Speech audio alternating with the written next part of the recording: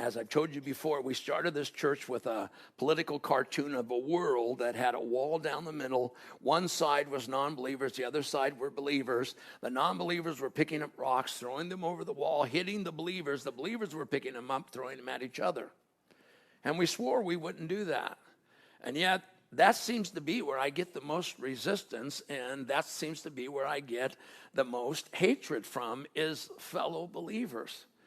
Because I've left a position that maybe I held 4 years ago or 5 years ago. Well, I hope that all of you are out of diapers tonight. I hope that you've changed that position. I hope that you are constantly growing to being, responsible and mature. And if you had any kind of stances or things that you believed in that don't fall into the category of loving your neighbor, that you change those things. And I have to admit, and I've admitted, that in the early days, you're so intimidated because you don't know God in a seasoned way. You know about God. You know about the Bible. You've listened to great Bible teachers. If you're smart, you've written down what they've said, and when it's your turn to get up and you say it. And the ones you like are the ones you repeat, and the ones you don't like are the ones you don't repeat, and the ones you like, if they say, now don't listen to that guy, then you don't listen to that guy, and you fall into this thing, and finally God says, well, what about you?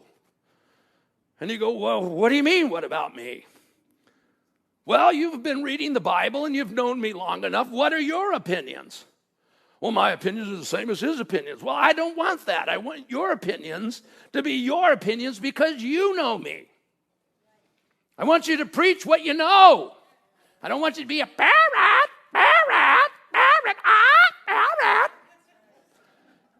Isn't that what they said of the Pharisees? They said all they did was parrot what the other rabbis said. Jesus was different. He talked from the heart. He talked about life and hope and love and God. A woman caught in the very act of adultery. Woman, where are thine accusers? Does no one condemn thee? No, sir. Well, neither do I condemn thee, but go and sin no more. Don't do this again. Well, I can't even believe that Jesus talked to that woman. Well, that's the kind of company he hangs out with, and I'm just going to have to cut off my relationship with him. Isn't that sad? But that's what we do in the body of Christ.